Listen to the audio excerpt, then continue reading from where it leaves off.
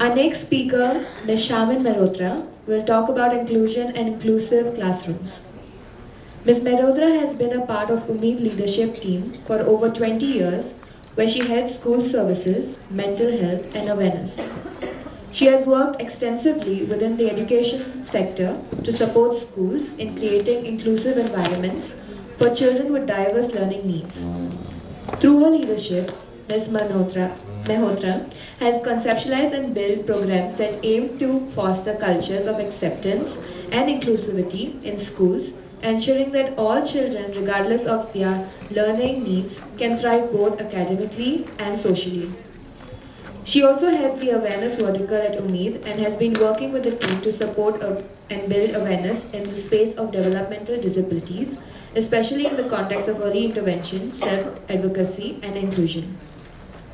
She has a double master's degree, one in applied psychology from the University of Mumbai and the other in psychological services from the University of Pennsylvania, USA.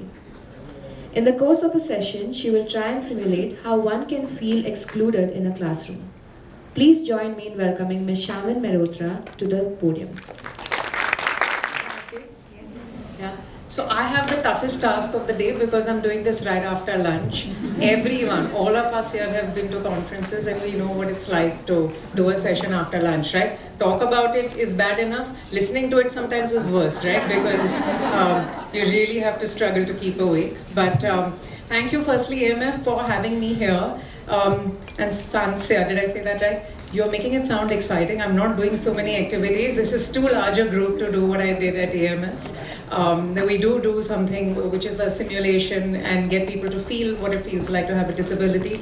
I'm just going to spend a few minutes and do a little snippet of that. But thank you. My name is Shamin and I work with an organization called Umeed, Umeed Child Development Center. And Umeed is based in Mumbai. Some of you all may have known of it, but for those who don't, it's a not-for-profit organization based in Mumbai. We work with developmental disabilities. And some of you all may be familiar with what developmental disabilities are. Some of you all may think they're big fancy words, but it's really nothing. It's disabilities that essentially happen at the time the child's brain is developing. So anything that happens at that time is a developmental disability. Yes.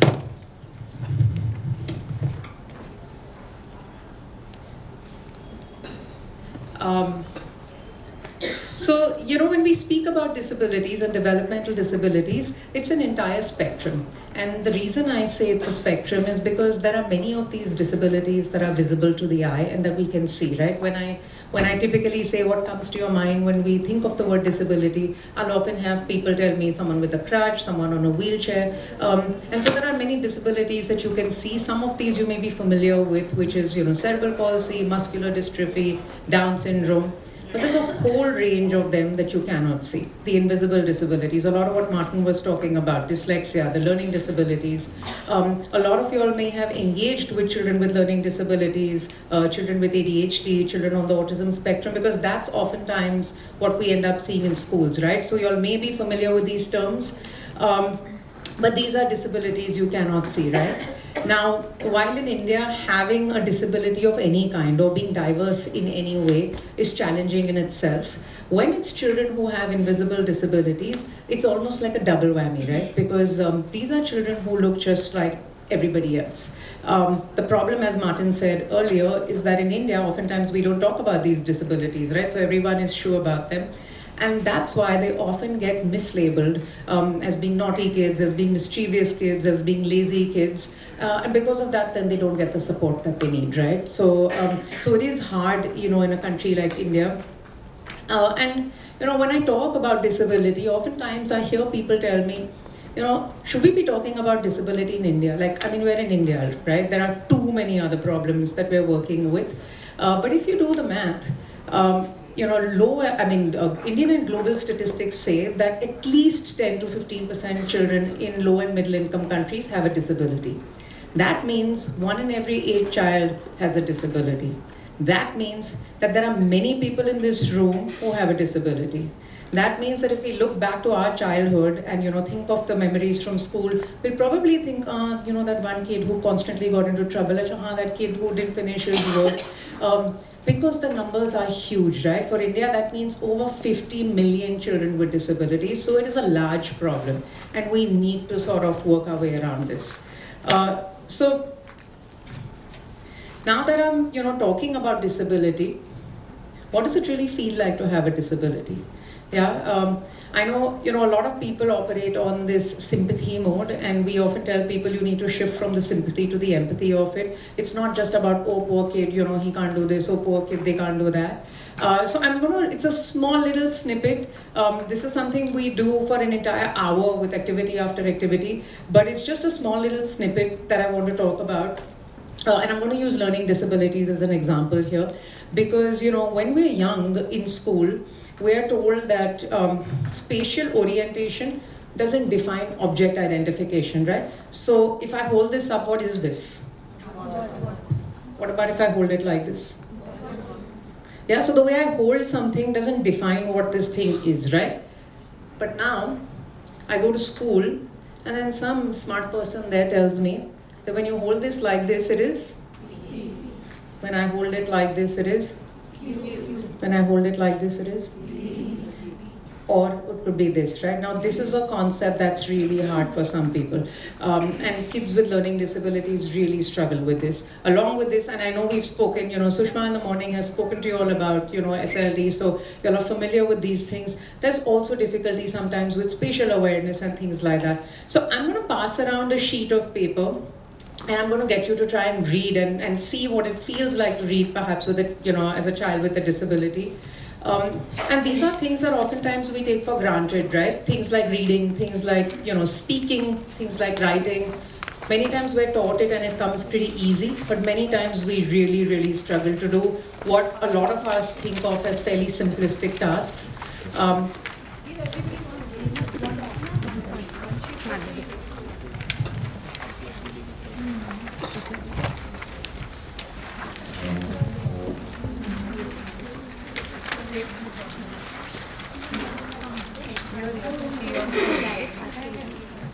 Does everyone have that sheet? I'm being kind here and giving you all a lot of time to read this. Normally when we do this, everyone has that sheet and you all don't actually get this time. So I'm going to ask a couple of people to do this. Medha's smiling because she's done it before. You're not allowed to do this. Neither are any of those fellows sitting at the back there because they've done this before. But anyone wants to volunteer to read?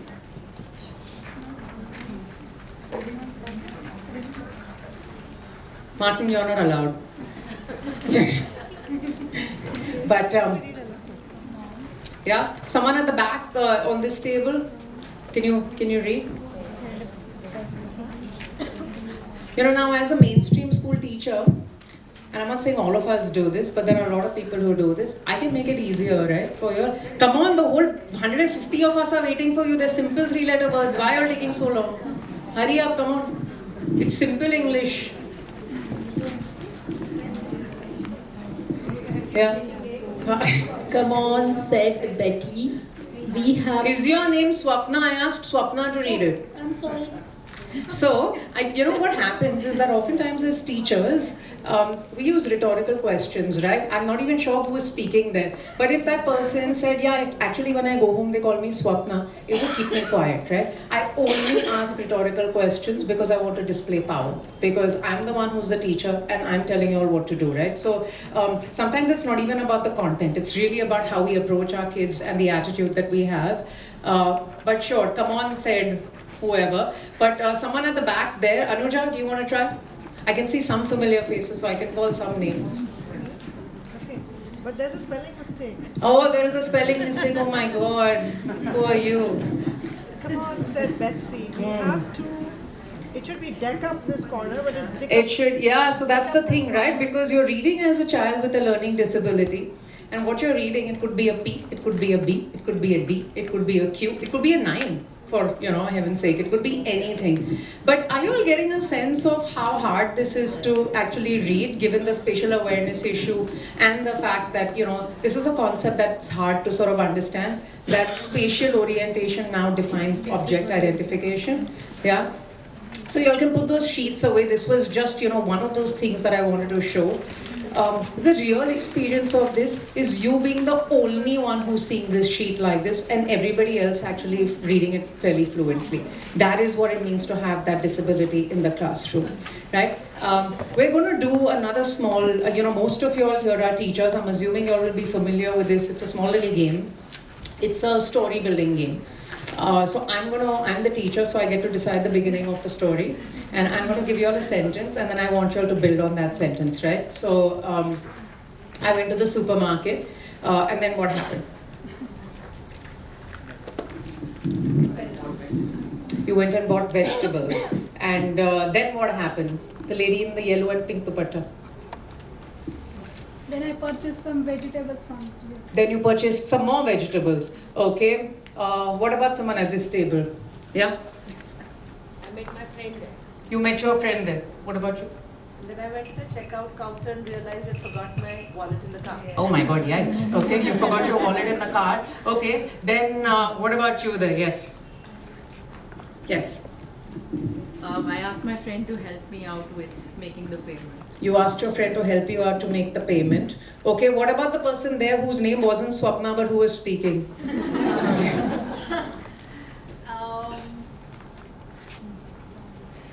Then I'm all conscious now. You're all conscious now. Okay, so you're conscious that you asked your friend to help you out because you didn't have money. Yeah. Then what happened? Then the friend also, she pretended she didn't have the wallet. So Sorry, your friend also didn't have a wallet. Sorry? she pretended. She pretended. Okay, she pretended that she didn't have a wallet. Oh my God, that is scary. You're standing in that line. Okay, and what about you then? Yes. Then I asked for a online payment option. You asked for an OS. Smart move. Okay, with GPay, everyone's on the move. Okay, so fairly easy to do this. Yeah, I mean, it came fairly simplistic, right? And that's what most of us feel. But oftentimes for children with learning disability, this is not that easy, right? Because they struggle with, this idea, and I'm just going to break it down. Like, apart from many of the functions that our brain does, two very critical functions that our brain does is something called storage and retrieval. It really supports us to do storage and retrieval. So when anyone asks me a question, my retrieval goes into storage. Think of the storage like a library or a catalog. I scan all the information, I pick up the right information, say it, and then I put it back in the same place, right? Now, for a lot of kids with learning disability, there is a little bit of a disconnect between the retrieval and the storage. So when I ask someone for information, retrieval is going into storage, scanning. Imagine going into a library and trying to find a book when you don't know where it is, right? So you're scanning through everything. You might find it, you might give that information, but you may not put it back in the same place. So tomorrow, when I ask you the same question again, you may not be able to give me that answer. And oftentimes, as teachers, how often do we say, "Hey, kal to sikhaya tha." Martin, it means that yesterday though I just taught you this, like how can you not know it today? You gave me the answer yesterday, right? Because there is a disconnect between the retrieval and storage, and that comes in the way of even speaking, right? So let's see what it might feel like to be a child with a learning disability talking in that way. So there is another little game that we're going to play. Again, very simple game. This is the previous one. So the game is the exact same thing that we played right now. There's just one rule, that no word that you use in your story can have the letter N in it. Okay? Is that fairly clear in terms of an instruction? Okay. I went to the beach. I'm a teacher, Sushma, come on. I can do whatever I want. Which part of that did we not get so far? It's my day, my stage. Okay, so anyone at the back, one of the lady in the green salwar, Vista green salwar, I went to the beach. Then what happened?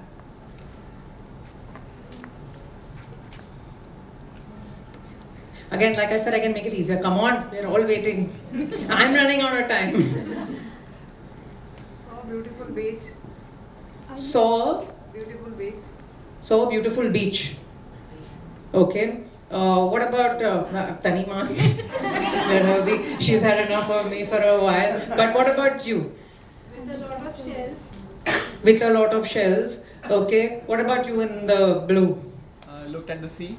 Looked at the sea. Okay. Yes. Played a lot in the sand. Sand. Eh? Sand. Okay. Played a lot. Yes. I played with the ball. I played with the ball. Okay. The sun was setting. Sun was setting. See how quick the rest of your classmates are? Can you see that? It's like fastest fingers, fastest mouth first. That's how it is. That's the reality of it, right? That's our school system. Everyone pounces on you the minute you make a mistake. And that is did you all see how you all were standing? Did you all see how elaborate your story was about how you went about vegetables and you didn't have the money, then you went and asked a friend? It was really elaborate. Now your story was 3-word sentences. Saw the sun setting, played with ball, went here, saw a beach. And that's how it is, right? Because your retrieval is going into storage, it's picking out words and then realizing, oh my God, no, this is not the right word. I need to put it back. Let me scan through and find something else. So, again, this was just a snippet, like I said. The real experience is only you doing this in the classroom and everyone else sort of, in your perspective, being okay. Yeah? So, moving on, and the reason that I did this is because I'm talking today about inclusion. And why it's important is because we need to make sure that these are the kids who don't get left out. We need to make sure that these are the kids who don't get excluded, right? So when I'm talking about inclusion, what is inclusion? It's a journey, definitely. It's a mindset, and it's a feeling. It really has to start from the heart. And it's so much more than children with special needs, right? It has to do with diversity. Diversity could be economic diversity, religious diversity, sexual and gender preferences. It's diversity about so many things, right? And the good thing about inclusion is that there is no end point. And there's definitely no perfect way to start. I want to reiterate, there's no perfect student, there's no perfect teacher, and there's definitely no perfect school. Because inclusion is a journey, it will look different in different schools. And what it looks like in every school will depend on so many factors. It depends on the resources that school has available. It depends on how bought in the stakeholders are. It depends on how committed the leadership is. It depends on so many things, right? And so it will look different. The sad part though about inclusion is that I'm doing this talk. The sad part is that we have to do this talk, which means that there's exclusion, right? It means that there is a group of us on the inside who gets to decide who else needs to be part of this circle. So the hope is that I don't have to do this anymore, that none of us have to do this anymore and talk about it. But until the time that we do, I do want to say that inclusion is for everybody. It's not just for children. And when I say that, I mean it is as much for teachers and parents as it is for children. Because one of the things that we need to keep in mind, the term that's coming to my mind is collaboration. We are all in this together. We all need to do this to make this work. And the reason I say it's as much for teachers and parents is because, even if any of you all have been on a flight recently and paid attention to, the instructions they give, which I know a lot of us don't pay attention to, but if you all have paid attention to that, even on an airplane, they tell you wear your oxygen mask first before helping somebody else. Because if you're not quite going to be alive, how are you actually going to help somebody else, right? And the same is true of teachers in our school systems. If you're not quite there, if you're not happy, if you're not feeling included, it's really going to be hard to get your children to feel happy and be included, right? So it's just I'm going to urge you all the teachers in this room, all the educators in this room, perhaps special educators, we have a bunch of people, please pause and take time for yourselves. Make sure that you all are okay, because you're a critical part of this system. You're a really important stakeholder and you all have to be available to yourselves. So just a little push there for you all to take care of yourselves. Of course, because I said it's a journey, we have come a long way when we think about inclusion. So what began as exclusion in India, which is when children with special needs didn't actually make it to the school system at all, we moved towards segregation, which meant that there were many special schools now, and children with special needs went to special schools, and everybody else went to a mainstream school. Today, a lot of us are in these bottom two buckets, right? Which is integration and inclusion. And the reason I say bottom two buckets is because a lot of schools say that they're inclusive schools, but what they really mean is that we have all these children with diversity in our classroom. They are doing something else on one corner. This is my little group doing its own thing, while everybody else is doing something else. That is not inclusion, right? Inclusion happens when everybody in that classroom is engaging and learning meaningfully. So it's just a thought to keep in mind that, inclusion happens and it may look different, but the idea is that everyone is sort of learning and moving forward together. So the hope is, and let's be real, this is the reality, the top left is the reality, that we are in school systems which have barriers. Culturally, systemically, there are a lot of challenges that we have to face. So this is the reality. There's a bunch of 3 children trying to see a match, but there is a fence coming in their way. And I hear a lot of people saying, okay, let's try and be equal, right? Let's be fair. And I often hear people, a lot of teachers and educators saying that, if I have to be fair, then I have to give everyone the same thing. Now, if I look around this room, there's a bunch of y'all wearing glasses. Is it fair that the rest of y'all aren't wearing glasses?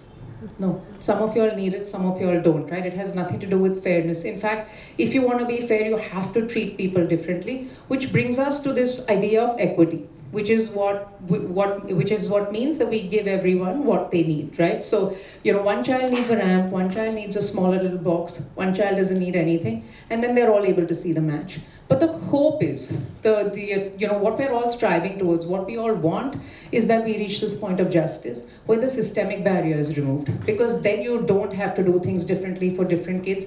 Your system is such that it sort of accepts and celebrates diversity. So again, coming back to inclusion, like I said, because it's a journey and a mindset, it's also a sense of feeling, a sense of belonging, right? It's a sense of feeling safe. It's about so many things. It's not just about being invited to the party, it's about really wanting to dance. It is, I want to feel a part of this group and community. And it's not about doing anyone any favors or a sense of entitlement. Both children with special needs as well as, typically developing children are as much a part of the journey and contribute as much to each one's life as the other. So the other thing it's also not about is that it's not just about academics. Many times I hear, schools and teachers saying, oh, it's inclusion and we need to bridge this academic gap and we need to, pull up our socks on that. But inclusion is so much more than that. It is what happens in the classroom, but it's a whole lot what happens outside of it. It is about those children who don't have any friends, children who get bullied, children who struggle with mental health issues, children who sort of struggle with social skills. Inclusion is about all of that. So inclusion is also about the social aspects of school, not just the academic aspects. And I really want to reiterate that because many times teachers come and say, no, we've done this and now we're giving differentiated worksheets and now this child instead of getting like 40 on 100 is getting 60 on 100. That is really not what inclusion is. And so when I say these things, I often get teachers telling me, yeah, right, like that's not happening. Like, can inclusion really happen? And it can, it can. It happens in many, many different ways. And I get teachers telling me, what you're saying is all okay in America and perhaps in the UK, like Martin was saying, inclusion happens, but यहाँ हमारे पास India में ना तो पैसे हैं, ना तो resources हैं, ना तो time है, right? And for this reason, a couple of years back, I actually traveled across several cities in India to try and visit inclusive schools so that I could document good inclusive practices, right? And what I saw was fantastic. Some of the work going on was just incredible. And I am going to share some of these practices with you as we go along. But before I do that, I want to talk about, another term, another word which is in today's day and age a buzzword, which is UDL, or Universal Design for Learning. I'm not going to spend too much time on this because I know you'll have an entire session on this tomorrow. Dr. Sujata is going to talk more about it. But it's essentially, UDL is essentially a framework for learning. And for a lot of us working in the space of inclusion, we hear people say UDL is almost like an answer to inclusion, right? Because what UDL says is that every child will have an equitable opportunity to learn, to participate, and to contribute with their peers in the classroom. Sounds really good, but oftentimes we get a question to say, really, is that possible? So I will share some ideas which sort of, show you all that it is possible. It may seem hard on some days, but it can happen. But before I spend more time in terms of what UDL is, I want to spend a little time talking about what UDL is not. Because UDL is not a time-sensitive intervention or an accommodation. It's not something that you just do on the fly. You don't wait for a child with a wheelchair to come up to your classroom and realize that you don't have a ramp. You need to sort of think of this in advance. So UDL is actually planning ahead. The more you plan ahead, the better you make it for everybody. So UDL is about planning ahead. So for instance, suppose you all were planning a party. Suppose you wanted to have a party and you're going to call all of y'all. Now, I don't know who is vegetarian, who's non-vegetarian, what preferences are. But when I'm planning a party, I will have vegetarian food and I also will have non-vegetarian food. I'll make sure that I'll probably put the veg and the non-veg separately because you know that some people may not like it if they're put together. I'll ensure that there are forks and spoons because I might recognize that everyone may not like to eat with their hands. If I'm calling older people, I probably will think that everyone can't stand the whole while and eat, so I'll organize some tables and chairs. I might organize some tissue paper and napkins in case people dirty themselves or wash their hands. I've planned ahead and I'm doing that because I want to make my party accessible and I want to make it fun, right? Same thing applies in the classroom. We need to plan ahead so that we can make our classrooms and our systems accessible. UDL is also not an appeal to change the academic rigor or change curriculum. And what I mean by this is let's for instance assume we're all teachers and we're teaching medical students who are going to be surgeons, right? So I've taught the first semester and then there's an exam and then these people don't do well.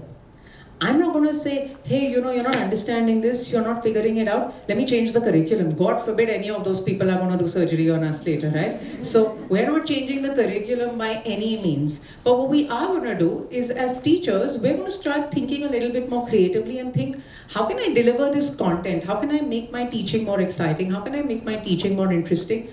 How can I, change the way I'm doing something so that these kids learn better? So that's what UDL is. It's also about, bringing in that creativity, looking at possibilities, trying to make things relevant, because it's certainly not, just changing the curriculum. And lastly, UDL is also not something that only caters to individual preferences. By design, it caters, it creates things in a way that makes all diversity makes it accessible to all diversity, but we're not necessarily catering it to individual preferences. So for instance, in the example I gave you all, where you are organizing a party, you may think for vegetarians, you will keep a paneer dish and maybe you will keep some potato, some aloo, because you assume that that's universally liked by everybody. But then I may have someone who comes in, Sushma might come into my party and say, oh my God, there's no Karela. But she's vegetarian and she can access the paneer and the potato, right? If I knew Sushma was coming earlier and I knew she liked Karela, maybe I would have had Karela in the party, and maybe many of you all here like Karela and would have also enjoyed it, right? So it is about planning ahead, but the idea is not necessarily only to cater to preferences. It can cater to some preferences, but it's not necessarily the foremost thing that UDL is about. What is important though, when we talk about inclusion and UDL, is participation. Now, why is participation important? Because, science has said that basically only when participation happens, learning can happen, truly. So when I ask a lot of teachers, can you tell me, how do you think participation happens in your classrooms? And oftentimes they'll say, when someone raises their hand, when someone is taking notes, when someone asks questions, these are all ways to demonstrate participation, right? But these are only the overt ways in which participation can be seen. The reason I'm saying this is because I want to reiterate, just because someone is not raising their hand or taking notes, it doesn't mean that they're not participating. So participation can also look very different for different children. But it is critical to keep in mind because, like I said, only when participation happens can learning happen. And for participation to happen, all our teaching and learning materials really need to be accessible and needs to be relevant. Yeah, what I mean by that is, for instance, you're all here to, listen to me talk about inclusion. You're here for the entire day to talk about like education and things related to that. Suppose I start talking about climate change, there's going to be no interest, right? It's not going to be relevant to you all. And that doesn't mean that I don't do my talk, but I need to figure out ways in which I can make things more relevant, right? So for instance, if we were math teachers teaching, say, 7th and 8th grade math concepts, we know that there are a couple of kids in our class who excuse me, who may want to be journalists, who may want to be photographers, who may perhaps want to be dancers. That doesn't mean we don't teach the math. That just means we try and look at possibilities that can exist to make that math more relevant to, what we're teaching. So for instance, if you know someone wants to be a journalist, maybe you'll pick up a journalistic piece with a lot of data and try and teach some data analysis through that. Or, you might sort of, if it's a photographer, you might pick up a photograph and say, okay, at what angle was this happening so that the sun's rays came like this. So again, it's about creativity. All I'm saying, I'm just saying that these are just ideas I'm throwing at the top of my head. I do understand that it's not possible all the time to do this, but the thing is, I think I want to reiterate that it is possible. Start thinking, because there's a lot of possibility out there. I think sometimes we sort of limit ourselves in terms of thinking about what's possible.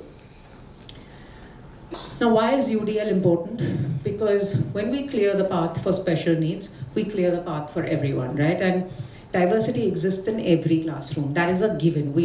That's not even debatable. We know that there is differences in our classroom.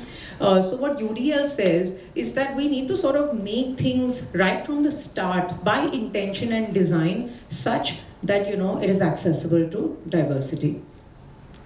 If you look at this image here, there's this guy who's trying to, sorry, this is not an Indian context, but it was the only picture I could find. There's this person who's trying to shovel snow off the staircase because there's a bunch of kids waiting to, climb up to go to class using the staircase. And then there's also, a person on a wheelchair who's trying to access the ramp to go up the staircase. And he's saying, hey, can you clear my ramp for me? And he said, yeah, sure, I'll do it once I clear the steps.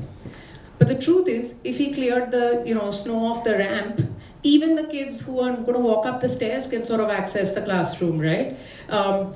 So what UDL actually says is that when you adapt curriculum in a way that is universally designed for everyone, you actually accelerate learning for everyone. You make it better for everyone.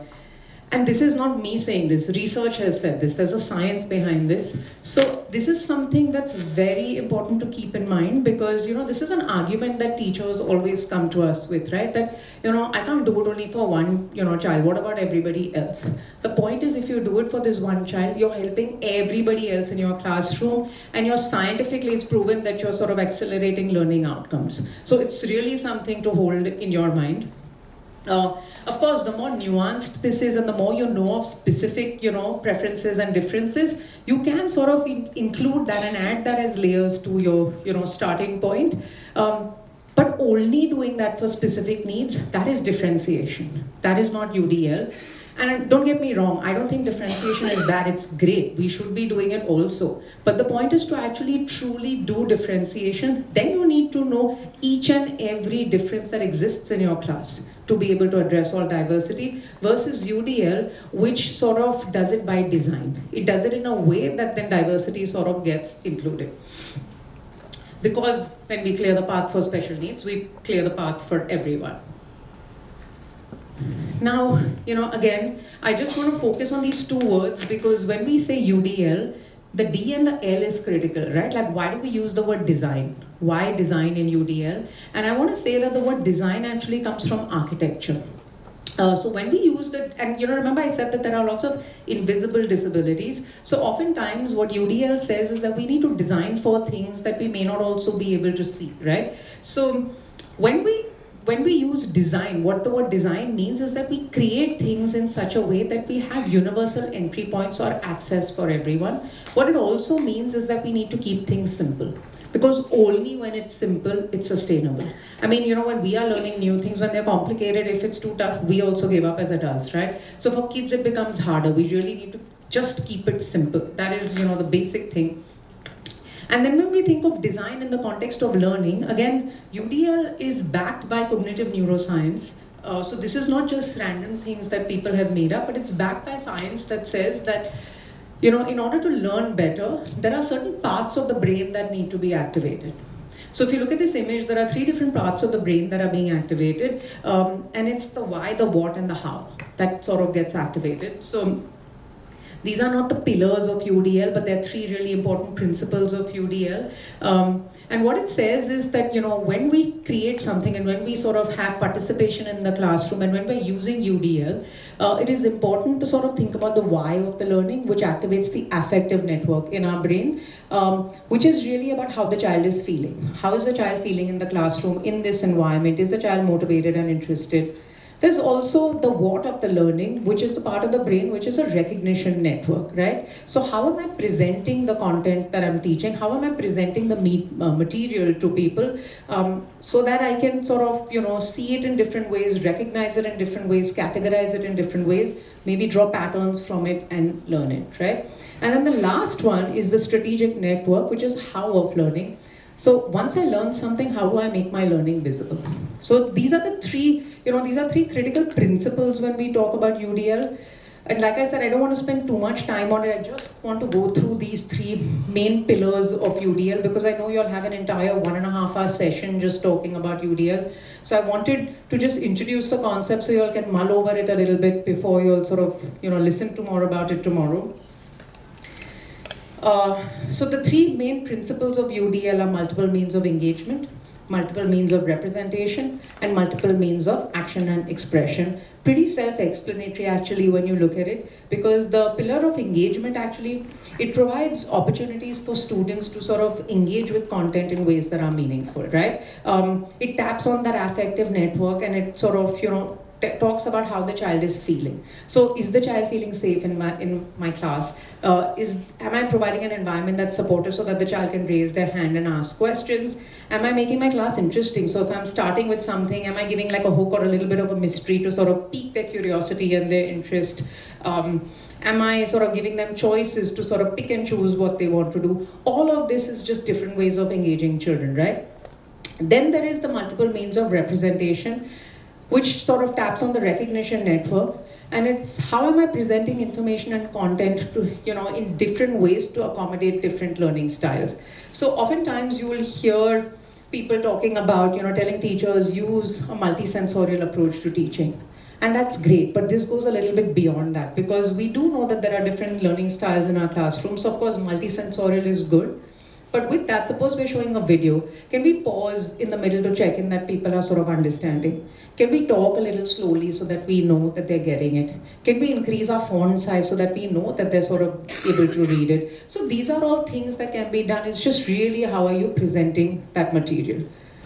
And then the last one is the multiple means of action and expression, which is basically tapping into your strategic network of your brain. And it talks about how you can allow students to demonstrate what they have learned in different ways, right? So I know that's a sticky point for a lot of us in the Indian context because our rules and our systems have certain restrictions.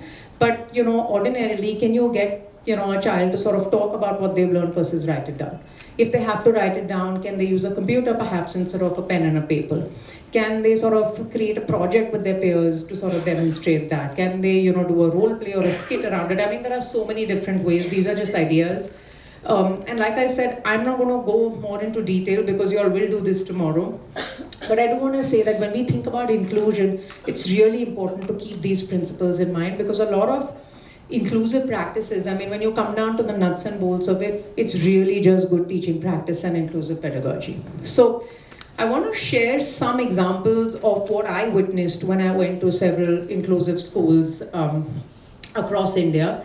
One of the things that I saw was seating, right? So look how we're sitting here. We're sitting around tables, and it's great versus in that boring, rows that we sit in our classrooms. And a lot of schools sit in these arrangements until kids are like in first or second grade. After that, somehow we become boring people and we sit in rows. I don't know why we do that, but we do it. But just imagine how much easier is it for Martin to turn to his partner and just say, hey, what did she say? I missed that. Versus constantly raising his hand and disrupting the entire class and asking everyone, right? This is because it's peer learning. This is what taps into multiple means of engagement because we're creating an environment that feels safe. You're not sort of putting this child on the spot all the time. So simple, doesn't need any resources. It's just literally changing the arrangement in your room. The other thing I saw was circle time. Now, again, circle time is something that a lot of schools do when children are young. And they do that at that time to sort of foster language development. Then we stop because apparently our language is developed and we don't need to talk about anything in a circle. But the school that I visited actually did circle time all the way up to grade 10. And they used circle time to talk about things that don't ordinarily get covered in our curriculum. So they used circle time to talk about mental health issues, about bullying, about body image issues, about sexual preferences, about gender issues, a lot of it which is really important in today's day and age, but we just don't talk about. It also increases social connections, and you learn so much more, right, through discussion-based things. So this was a school that was doing circle time all the way up to grade 10, which was fabulous. The other thing was a buddy system. And what we saw was not a typical buddy system as we know it, like one child is budding the other. In fact, there's been a lot of flack about that kind of system because many kids who are buddied up say, I don't want a buddy. So there's been a lot of pushback in that sort of buddy system. But the buddy system I'm talking about that I saw was where an entire grade was paired with another grade. So grade 1 was paired with grade 3, grade 2 was paired with grade 4. And once or twice a week, these grades together went and had lunch together, or they had their physical activity class together. And it was great because it gave these kids so many opportunities to build social connections out of their immediate classrooms, right? It felt amazing when you saw those little, first standard kids saying, "Oh, I have a friend in grade 3 because oh my God, I know a senior in the school." It was amazing. It's simple, but it was amazing. It worked really well. The other thing that we noticed was teachers' attitudes. Now, when I'm saying this, because I said inclusion is a mindset, it is really about attitude, right? So, I was in a school and I was observing the 7th grade classroom. This was an English class, and there was a child with learning disabilities and ADHD, and was very used to not completing his work, never completed it on time. So was very used to getting remarks saying, try harder, incomplete, not complete, things like that, and that too in red, it's usually written in red. So he was in this English class, they had a task to write an essay, and he wrote the essay, and obviously he didn't finish his essay. So when he got his book back, he was expecting another incomplete. But instead, what he got to see, what this teacher had written was, I really liked your story and I would love to know how this ends. That was all it took to make this child do everything in his power to ensure that he's full attention, full effort in this class. It just took that one comment. And that's really, what makes it or breaks it. Sometimes it's that one teacher and that one comment, and you're all in that position to do that. So I just want to leave some of these with you all. There's also something which is a strengths-based report card. I mean, at Umeed, we really follow a strengths-based approach, and we try to sort of, tell schools to do that too. And I was with a friend and a colleague recently, Saranya, and she was sort of sharing her experience about when she was a kid at school, and she said, when I was growing up, there was one day in my school year that I loved. It was my birthday because I got all the attention and it was great, right? But there were 3 days in the year that I hated. And those were the parent-teacher meeting days because those were the days she got her report card. And she said my report card, everyone else's report card was black, mine was red. Like they always had remarks on it. And it always said can do better, should do better, push yourself harder. So now that she's a teacher, she said that, when I graduated, I actually tore up all my report cards and I put them to compost because that was all that they were useful for. They made me feel terrible about myself. They didn't motivate me at all. And so she's used that lived experience to actually create in her school a report card that is strengths-based. It is a report card. You're still sort of talking a little bit about the marks, but you are spending a majority of that report card reporting what the child is good at, which we don't do. And this is just a simple switch in terms of you have all that information. It's just about what information you're presenting to that child. So it was something simple. And because she shared this with me, the one thing I want to talk about this before I go to that, is this whole idea of intention versus outcomes. Because what the teacher perhaps intended to do with Saranya was motivate her by saying, try harder, can do better. It didn't work for her. So even though the intention was that the outcome was very different, and this is also what I saw in another school that I visited. I visited a 2nd grade classroom in one of the schools, and they were again sitting around a table and doing a task together. And clearly there was one child who couldn't do things right? He just couldn't sort of contribute as much as all the other kids in the class. Now the teacher, with all her best intention, said, beta, don't worry, I'll sit with you later and we'll do this together. Now she did it with all the best intention. She's thinking here, oh my God, I'm giving like one-on-one time, I'm giving extra time, I'm waiting back behind school, all those things in her mind, right? But the outcome of it, the message of it for the other kids on that table was, it's okay to exclude this kid and move on. It's okay to leave this child out. So while her intention was to be supportive, the outcome was a disaster in some senses, because we have to recognize that children around us are seeing us all the time and modeling us all the time. So we have to really be mindful about how we're coming across and what we're doing. And like I said, teachers are the most critical element in our school system, right? I mean, there are many critical elements, but teachers are one of the primary, stakeholders, very critical. And research has found that, it's not like teachers don't want to support, don't want to be inclusive, don't want to sort of support children with special needs. It's just that they don't know how. And that is because as teachers, teachers teach like they have been taught. And many of us here may have, had a school experience that was very non-inclusive. So this is not about any blame, shame, or guilt. It's just that now we know better, we know other possibilities exist. What can we do to equip ourselves to sort of make the learning journey for somebody else more meaningful?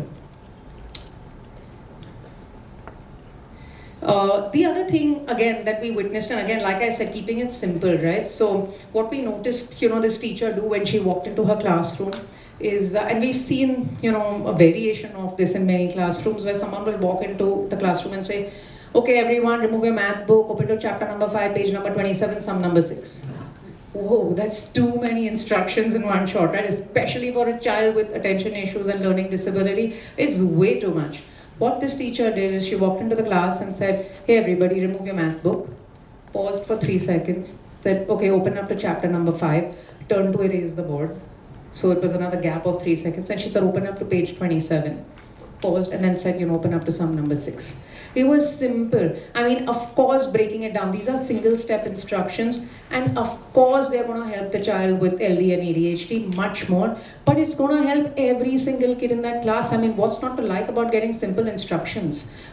Similarly, with visual schedules, right? Of course, it's going to help the child on the autistic spectrum much more, but it's going to help every other child in the class. What's not to like to see your schedule put out visually versus in writing? So these are just good teaching practices. I mean, I think I really want you all to sort of think about, what possibilities exist in your schools and in your classrooms. And just summing up, when we think about it, like I said, because they're good teaching practices, these are just a couple of things that we can keep in mind being teachers and educators.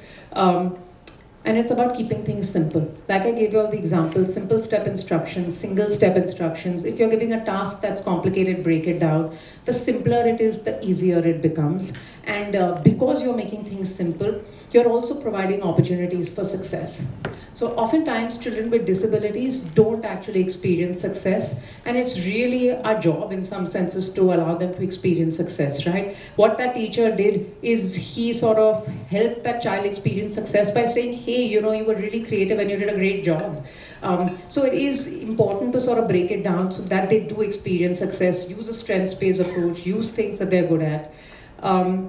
The third thing is also using a multisensorial approach for teaching, which I said, because that's critical, right? Everyone can't just listen to that teacher droning on and on. Everyone can't only see videos all the time. You need to sort of mix it up a bit. But with that mixing it up a bit, think of the multiple means of representation and how you can sort of, make a dent in that too. Also using language that's respectful and gender neutral. And when I say respectful, I know as a culture, we've all been taught, as young people, that we have to respect our elders, and we have to respect our teachers, and we have to respect this one, and we have to respect that one.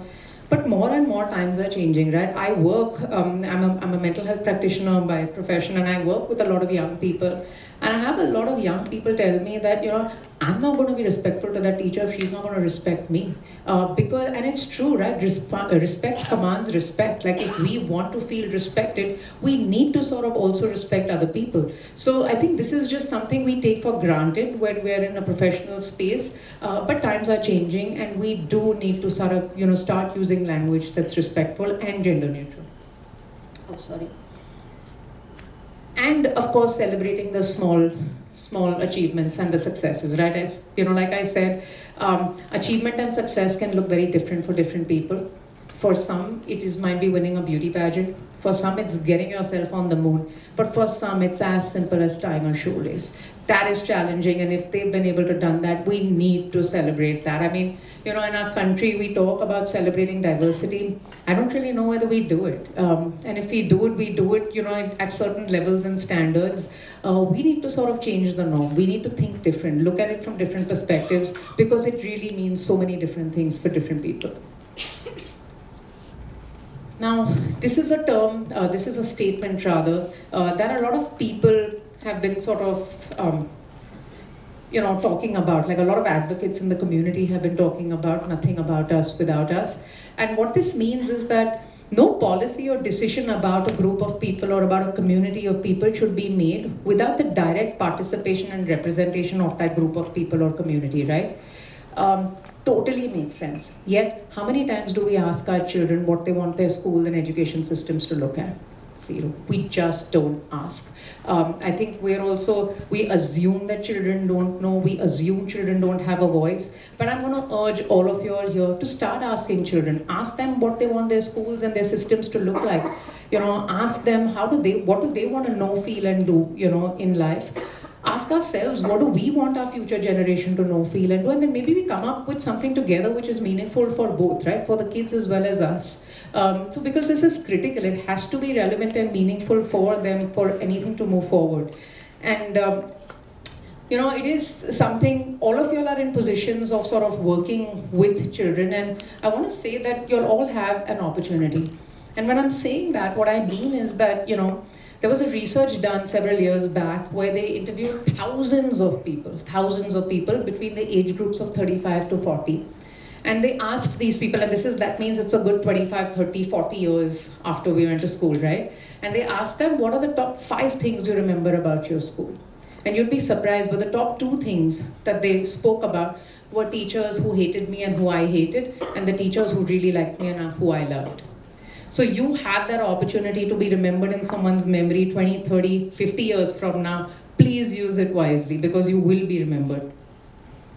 And then I just want to leave you with this quote, because I said it's nothing, there's no blame, shame, or guilt, but it's a quote by Maya Angelou, who I really like. And she says, do the best you can until you know better. Then when you know better, do better. Thank you.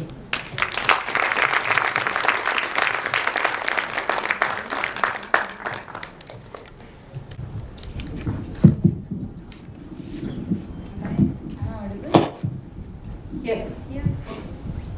No, not really. Sorry. Give the other one. That's okay. Yeah, now.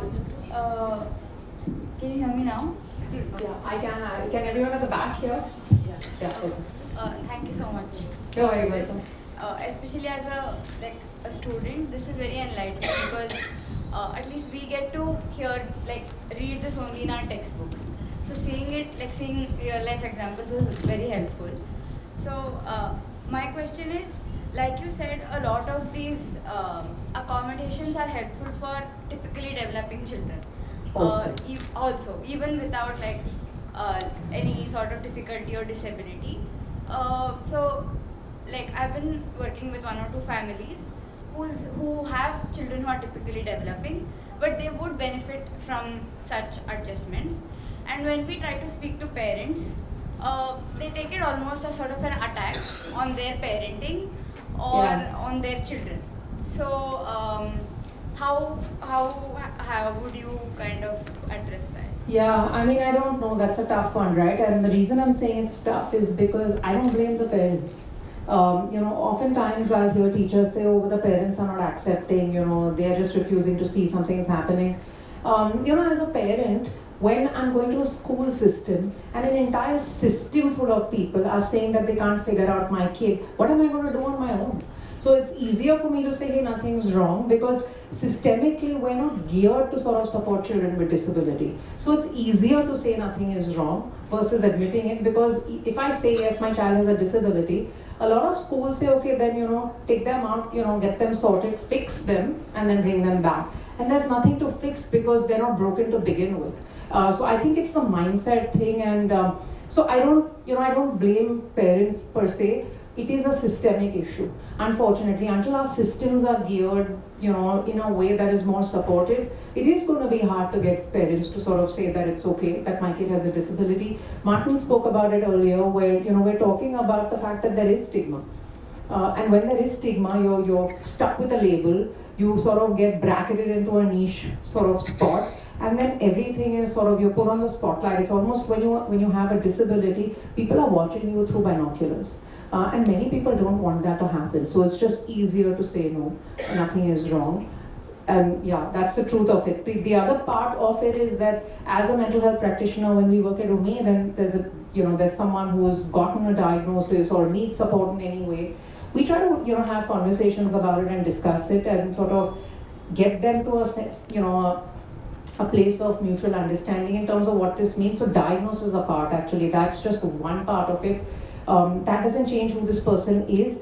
And these kids are so much more than their diagnosis, right? There's so much else to know about these children. So we sort of build on those strengths and talk about that and say, okay, while this is great going, there are these things, how can we sort of help you get better with it? So it's a process, it doesn't come easily, but some part of why it doesn't come easily is because of the system that we're in.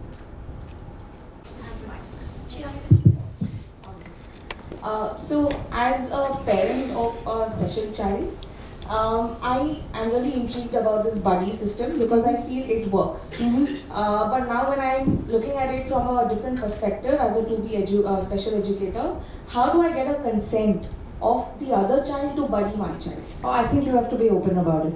I think that's the thing, right? We just assume that, oh my God, how can I talk to this child about it? How can I ask? How can I do this? I think we have to be open and honest. The more we start having these conversations, the more we start normalizing being different.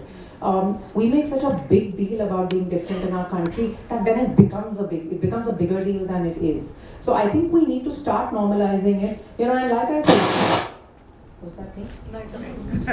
No. Children sort of model adults, right? So if I'm saying, oh my God, you have to be this person's friend and you have to help a poor thing, he needs that help.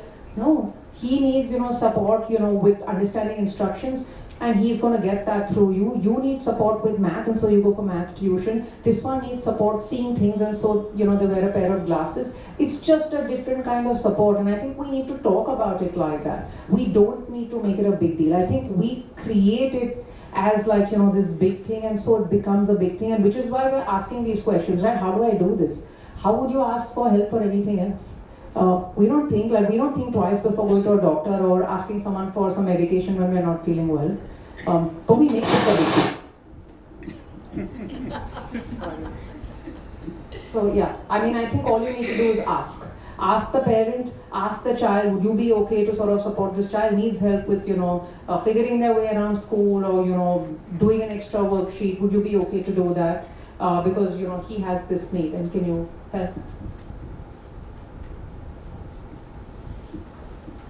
It must be you. Yeah, it must be me. I don't know. So let's see. Okay. Can you suggest at least 3 good inclusive schools either in Pune or Mumbai? Because we have an entire list. I'm happy to connect you with our social workers at Umeed, and absolutely.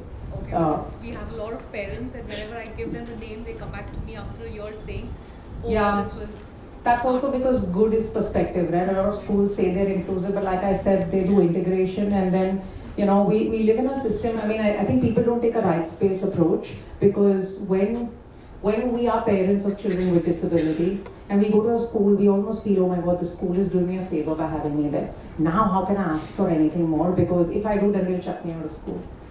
And so we don't ask, and then just schools just do what they want to do. But now there are lots of policies and things that are there in support. It's a tricky situation because sometimes if you try to push the ball a lot, the flag comes out on the student at the other end.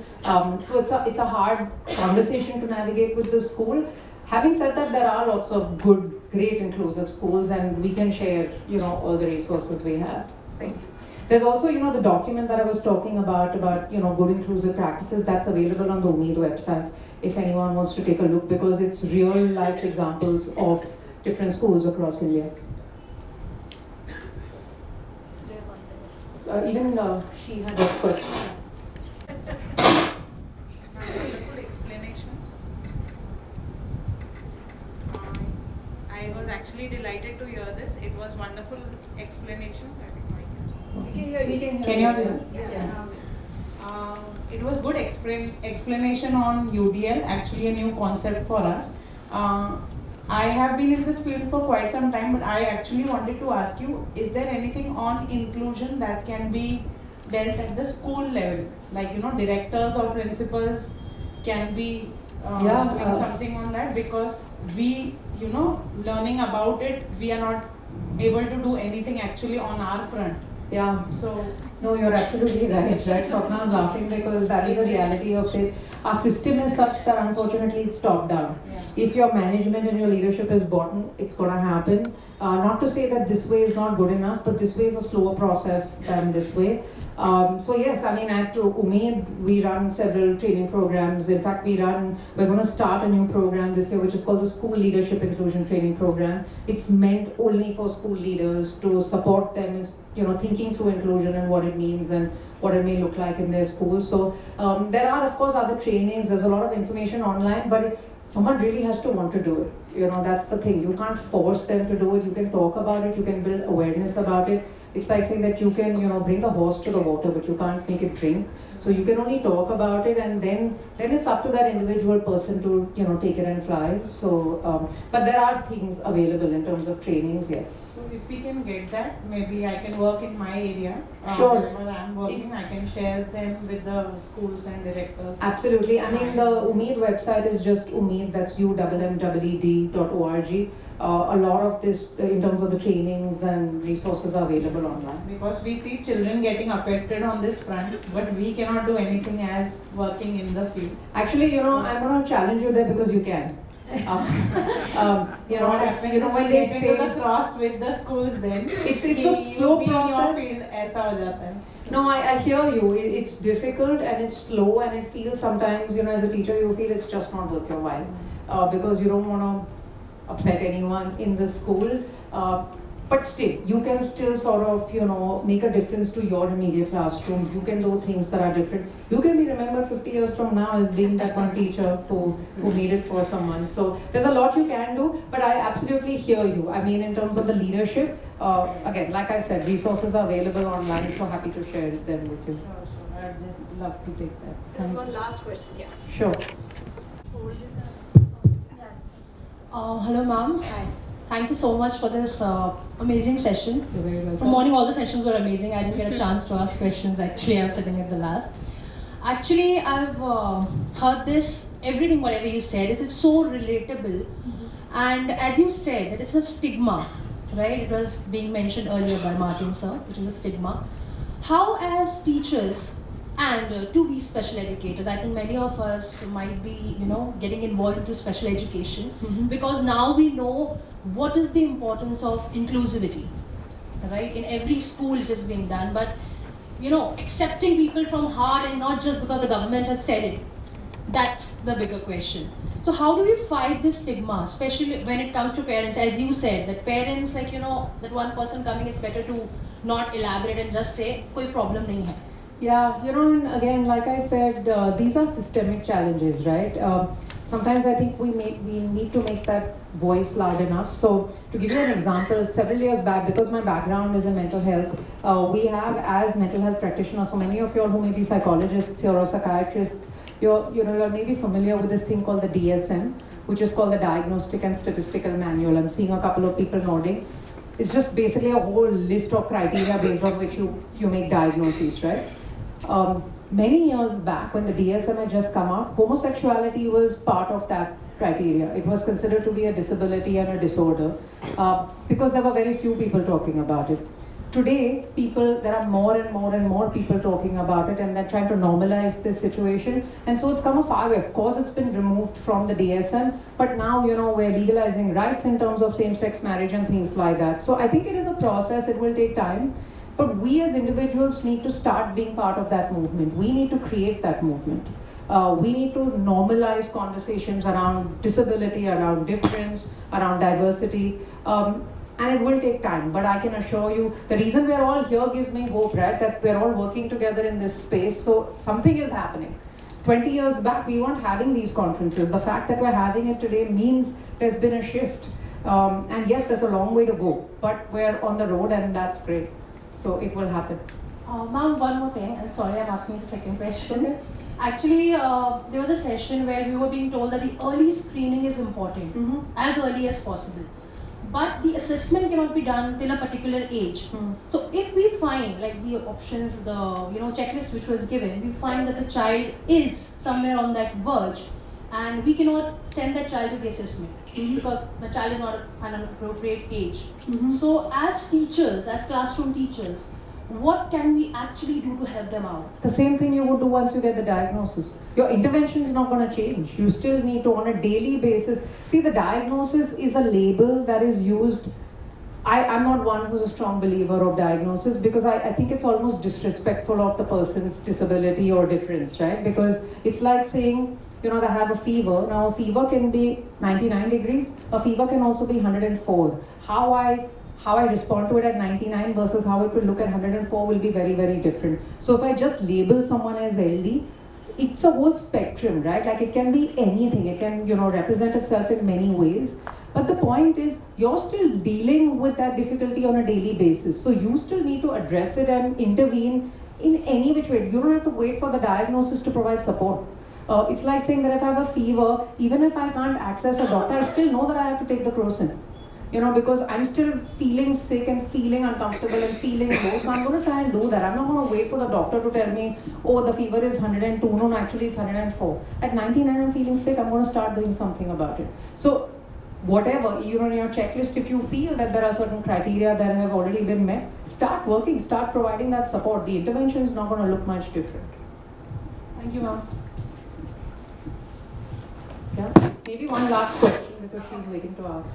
It could be very basic, but when you have visited a lot of inclusive schools, I want to ask, have you noticed that the neurotypical students learning something which is not natural behavior, let's not tell natural, but learned behavior. So someone with difficulty or disability is getting more attention from the teacher. The other kid also starts behaving in a certain way.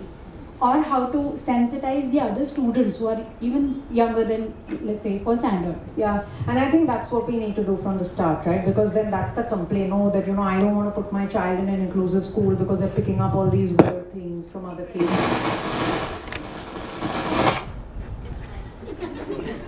But it is about supporting each other.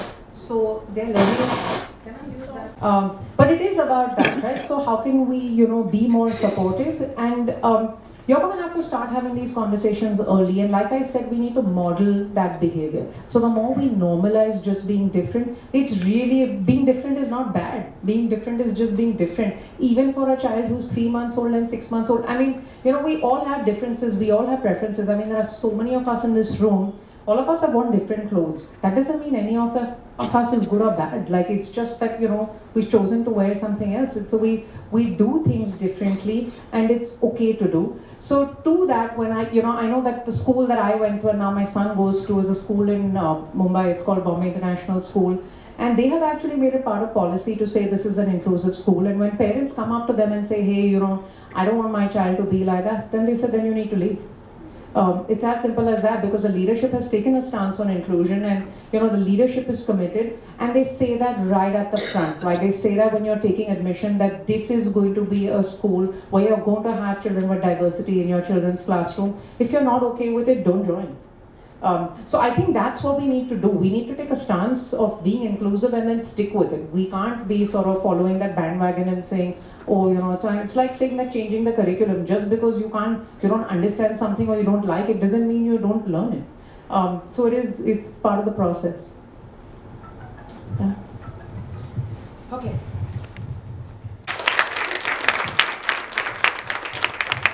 Thank you, Ma'am Shamin, for sharing your valuable insights with us.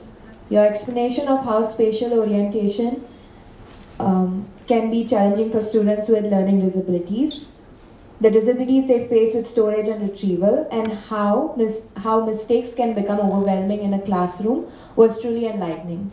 We also appreciate your reminder about the importance of teachers taking the time off to take care of themselves. Your emphasis on engagement, representation, and providing multiple means of action and expression highlighted how we can create truly inclusive spaces where every child feels safe, valued, and empowered. You also stated how even simple changes, like through one's experiential learning and a change in a report card, can make profound difference in a student's experience. Your words have given us much to reflect on. Thank you so much once again.